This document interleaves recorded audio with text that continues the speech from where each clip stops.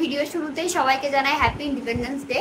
আজকে 15 তারিখ আমাদের জার্নি স্টার্ট হচ্ছে। আমরা যাচ্ছি মেঘালয়। দেখে হয়তো বুঝতেই পারবেন যে আমি খুব একটা ফিট নয়, তবুও শরীর মন দুটোই ভালো হয়ে যাবে ঘুরতে গেলে পরে। তো আমাদের একটা ছোট্টখাটো ছুটি নেওয়া হয়েছে, আর কিছু ছুটি তো আছেও। তো আমরা একটা লম্বা সফরে যাচ্ছি মেঘের দেশ মেঘালয়।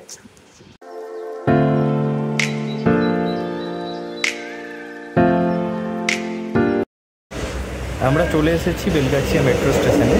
মেট্রো ধরে আমরা প্রথমে এসপ্ল্যানেড এবং সেখান থেকে হাওড়া মেট্রো স্টেশনে নামলাম। এবার মেট্রো স্টেশনের উপরেই আর কি আছে হাওড়া রেল স্টেশন, আমরা সেখান থেকে ট্রেন ধরবো।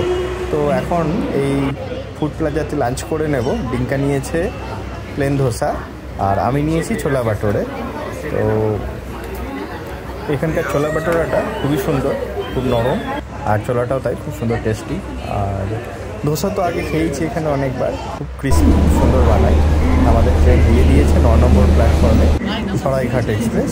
আমরা এই সরাইঘাট এক্সপ্রেস ধরে যাব গুয়াহাটি। এটা আমাদের কোচ, এই 43 আর 48 এই দুটো সিট আমাদের। আমরা অপেক্ষা করছি ট্রেন কখন ছাড়বে। ট্রেন ছাড়লেই আর কি আমরা নিজের বার্থে উঠে একটা ট্রেনে ঘুম লাগাবো। ট্রেন ছেড়ে দিয়েছে, এবার আমরা একটা ট্রেনে ঘুম লাগাবো। ডিঙ্কা নিজের বার্থে উঠে পড়েছে, চাদর মুড়ি দিয়ে এখন খুব সুন্দর একটা ঘুম দেবে। আর আমিও শুয়ে পড়েছি, এবার একটা ঘুম দিয়ে ফ্রেশ হয়ে নেওয়ার পালা। ঘুম থেকে উঠেই নিয়ে নিয়েছি একটা কফি, পার কফি 25 টাকা করে। শুভর জন্য একটা নিয়েছি, শুভ ঘুম থেকে উঠলে শুভকে সেটা দেব। ঘুম থেকে উঠেই দেখলাম ডিঙ্কা আমার জন্য কফি নিয়ে রেখেছে। তো গরমা গরম কফি খেয়ে একদম চাঙ্গা হয়ে গেলাম। আর ডিঙ্কা অলরেডি কফি শেষ করে ফেলেছে, এখন দেখছি মোবাইল নিয়ে খুটুর স্টার্ট করে দিয়েছে। ট্রেনের ডিসপ্লেতে একটাই লেখা তখন থেকে দেখিয়ে চলেছে যে ইন্ডিয়ান রেলওয়েজ ওয়েলকাম ইউ। একবার ইংরেজিতে দেখাচ্ছে, আবার সেটা হিন্দিতে দেখাচ্ছে। এইখানে পার্সোনাল লাইট, ইউএসবি পয়েন্ট। এখন আমরা ফরাক্কা ব্যারেজ ক্রস করছি, রাতের ফরাক্কা ব্যারেজ। এরপরে মালদায় ট্রেন যখন থামলো, তো আমরা এখান থেকে খাবার কিনে নিলাম। আমরা আইআরসিটিসির খাবার না নিয়ে বাইরে থেকে খাবার নিয়ে নিয়েছিলাম, রুটি তরকারি আর মিষ্টি। 4টে রুটি তরকারি 30 টাকা, আর মিষ্টিও ওই 4টে মিষ্টি 30 টাকা নিয়েছিল। যাই হোক, হালকা করে খেয়ে এবার ঘুম দেওয়ার পালা। বেশিরভাগ প্যাসেঞ্জারই ঘুমিয়ে পড়েছে। শুভ আমার বিছানাটা করে দিয়েছে, করে দেওয়ার পরে ও এখন নিজের বিছানাটা করছে। এদিকে যেহেতু প্রচুর মহিলা বসেছিলেন, তো আমি আমার বিছানা যে ও করে দিয়েছে আমি আর সেই ভিডিওটা রেকর্ড করিনি। ওর একদম আপার বার্থে পড়েছিল, তো একটু অসুবিধা হচ্ছে, তবুও ও যেমন পরিপাটি কাজ করে সেরকম সুন্দর করেই সেটা করার চেষ্টা করছে। মোটামুটি ওর বিছানা পাতা হয়ে গিয়েছে, এবার ও উঠে পড়ে বাকিটা কমপ্লিট করবে। এবার ব্যাগটাকে সেট করে পিলো কভারটাকে লাগিয়ে নিচ্ছে আমাদের মিস্টার পারফেক্ট। পিলো কভার লাগানো হয়ে গিয়েছে। ও কি করবে সেটা আমি দূরের বার্থ থেকে দেখার চেষ্টা করছি। এই যে আমার কাছ থেকে চাদরটা নিয়ে নিল,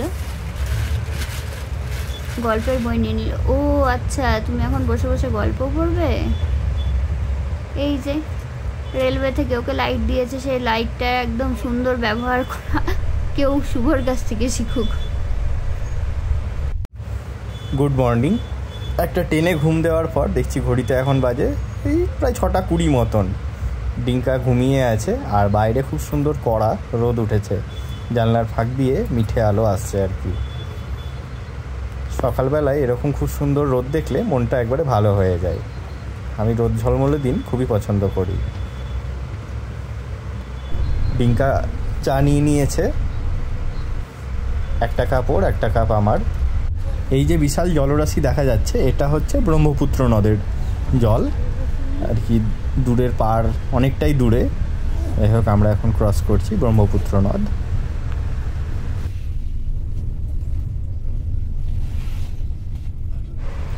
উইন্ডো সাইডে সিট পেয়ে রোদে পিঠ দিয়ে শুভ আবার গল্পের বই নিয়ে বসেছে। চাটা শেষ হয়ে গিয়েছে, এটা খুব দুঃখের ব্যাপার ছিল। তাতে কি হয়েছে, বাইরে সুন্দর দৃশ্য আর আমাদের শুভর হাতে বই।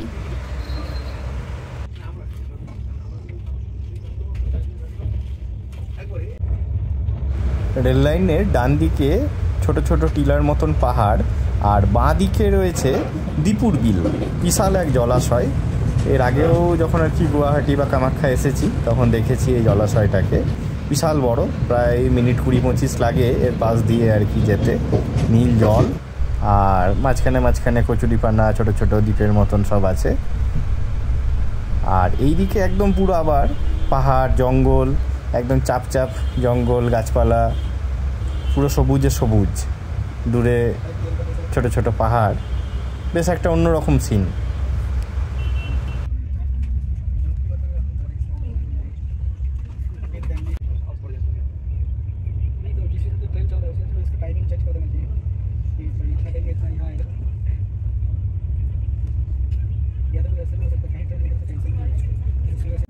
ট্রেন এখন গুয়াহাটির আউটারে দাঁড়িয়ে আছে। এই রাস্তাটা নাকি এয়ারপোর্টের দিকে যাচ্ছে, বেশ চওড়া রাস্তা। তবে গুয়াহাটি শহরের ভিতরটা কিন্তু এত চওড়া চওড়া রাস্তা নেই, সেখানে কিন্তু রাস্তা বেশ কনজেস্টেড। আর ট্রাফিক জ্যাম কিন্তু কলকাতার জ্যামকেও হার মানায়। এই ট্রেন আস্তে আস্তে এগিয়ে চলেছে তার লাস্ট ডেস্টিনেশনের উদ্দেশ্যে।